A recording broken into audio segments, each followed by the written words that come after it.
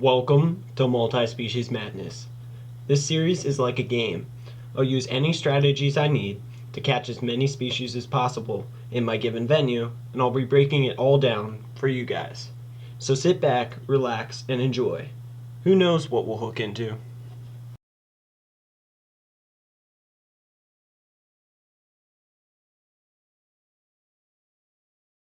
Alright guys, we have finally made it out here to the surf. Got up at 1 a.m. this morning, pretty much 1 a.m. Drove down here, took about 6-ish, 7-ish hours. Then we had a nice day at the beach, and now we're out here fishing. Got the first rod tossed out, and same kind of as last episode of Multispecies Madness in Ocean City.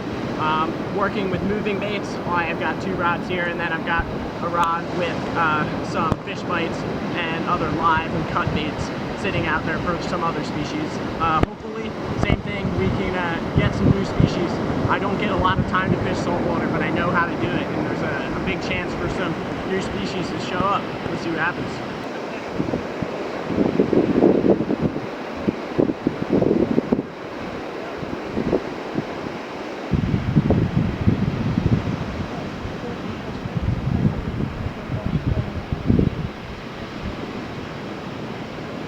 Alright guys, first fish, no surprise, little spot, they're everywhere. They just follow me and every other angler ever around. Little spot, I'm gonna throw them back. Alrighty, so it is now day 2. We're gonna go down and check out some spots, and then we'll get to fishing soon.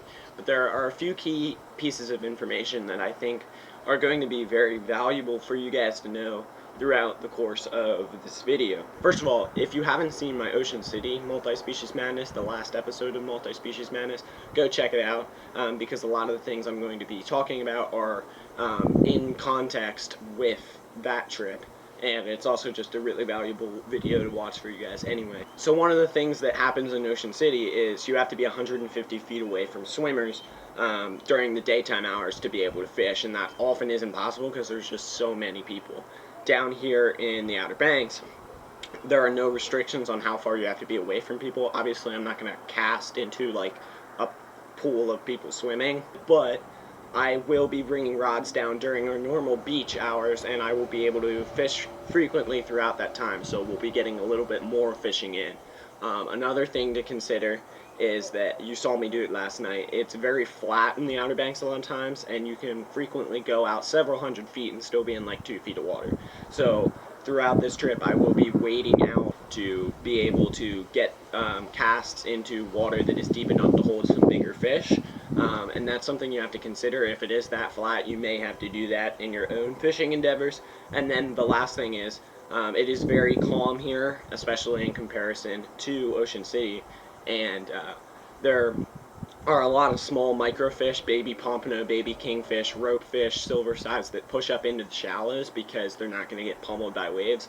And I will be wading around that area, seeing if I can catch a few of those micros with my micro rod. So with all that being said, I'm going to catch you guys when we get fishing.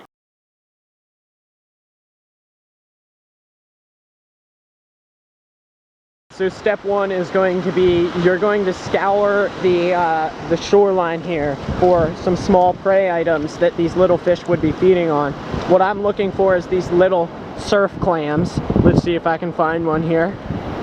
They just burrow down into the sand. You just got to look around and reach down and grab them when you see them. Alright, here's one. There we go. Surf clam. Now what I'm going to do is I'm just going to crack him open with my pliers and use some of that meat inside.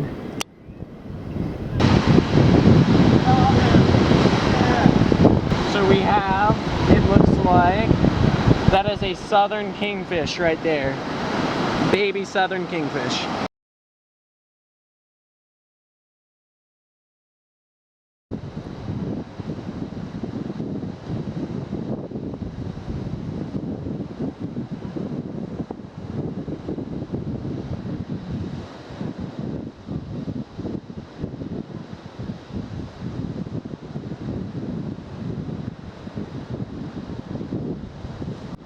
Double up on spot, people. There's one and there's 2.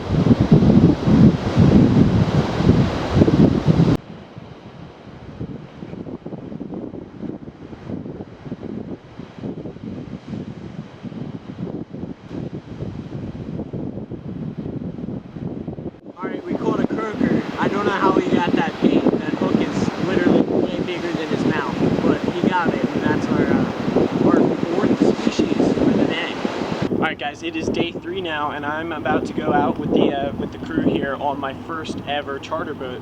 Hopefully we're able to catch some stuff. Let's get out on the boat. So as we head out on the charter boat here, I'm going to transition into a voiceover segment. At the time that this video was filmed, I still did not have a microphone cover, and given the speeds that the boat was traveling, the wind noise is kind of atrocious, so I'm just going to do a voiceover. During this segment, we went on a charter boat under Bob's Bait and Tackle.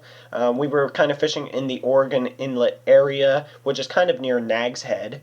And we were using what are known as planer boards to troll little spoons that imitated the bait fish that were in huge schools and these fish were all feeding on.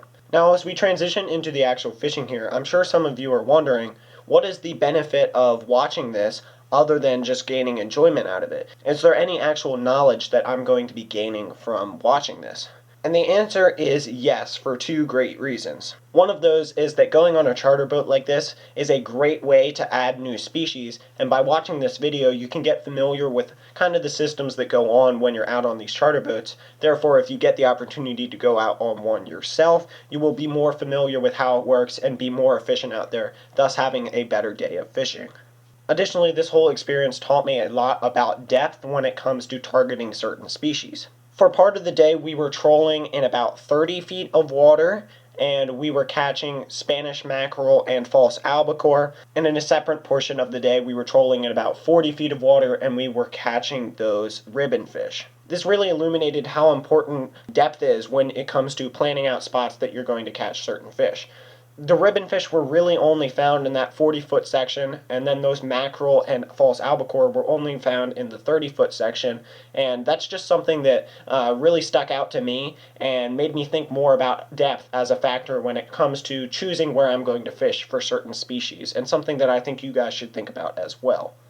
So throughout the day, there were 3 different species that we caught. I had a chance to be able to catch all 3 of those and add them to my life list. Those species were Spanish mackerel, false albacore, also known as little tunny, and Atlantic cutlass fish, better known as ribbon fish. This was a really cool experience and a great way to add a couple more species both to my life list and for our list during this Multi-Species Madness episode. And it was also super fun because of the way that our captain and first mate ran the ship. Huge shout out to Captain Corey and our first mate Cleet. They saw that I was super interested in the process and wanted to get involved, and they taught me a lot about what goes down on the ship and all the different processes involved. They let me do things like reset the planer boards and check for weeds to make sure that everything was running smoothly. They also allowed me to do some of the first mate's landing jobs. As you can see in some of these clips, I am grabbing the line once we get up to that planer board, and then I am hand lining the fish the rest of the way in for some of the other members of the boat. And in this clip here, you can see I actually did the entire process myself. I reeled the fish in up to the planer board and then grabbed the line and hand lined my fish the rest of the way in. That was something they really didn't have to do, and they let me do it anyway, and huge shout out to them. It was a really fun experience, and it taught me a lot. With that being said, we caught quite a few fish. Everybody on the boat was able to go home with a couple of catches under their belt, and before we left, we went to the fish fillet station at the marina. We unloaded all of our catches, and we had them do up some fish for some cooking later, and I got to try some fresh albacore sushi as well. Alright guys, it is day 4 now, and I'm out here at a community pier that is walking distance from the house that we're staying at. We came and looked. It looks like a decent spot. I'm going to see if we can catch some fish. The only problem is, you can probably hear it, it's super, super windy. I don't know how I'm going to fare with that, but I guess we'll see.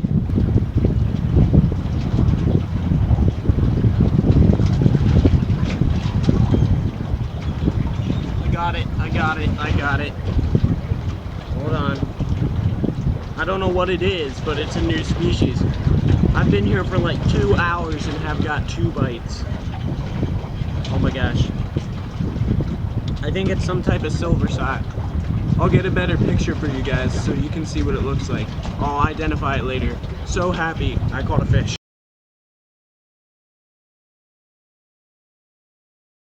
And with that catch, that is all I'm going to have for you guys in this video today. There are 2 more days of footage that I have. However, I think it would be of minimal value and kind of monotonous to put them in the video. All I caught was more spot and some kingfish, which I've caught earlier on in this video, as well as in the last Multi-Species Madness episode in Ocean City, Maryland, so I don't think it really adds anything if I included them in this video. However, we did end up with 8 species. We caught spot, Atlantic croaker, Gulf kingfish, southern kingfish, Atlantic cutlassfish, false albacore, Spanish mackerel, and inland silverside, and 4 of those species were brand new for my life list. If you guys made it this far in the video, please do me a huge favor and go down in the comments below. Let me know what you would like to see in a second rendition of the Outer Banks Multi-Species Madness. We are heading down this year in about a month in early June. I already have a couple ideas of things I'm going to do to make the second rendition even more interesting and so that I can have some really good fun times down there. However, let me know any ideas that you would have, any spots that you have recommendations for, any species to target, anything like that. That video should be out sometime in late summer or early fall. And if you guys enjoyed this video, make sure you subscribe because I have more informational and educational content just like this coming your way real soon. Also, drop me a like if you liked it. That gives me some good feedback to see if you got some value out of this video. But with all that being said, that is going to conclude this video. Hope you guys have a great day. God bless. I'll see you next time.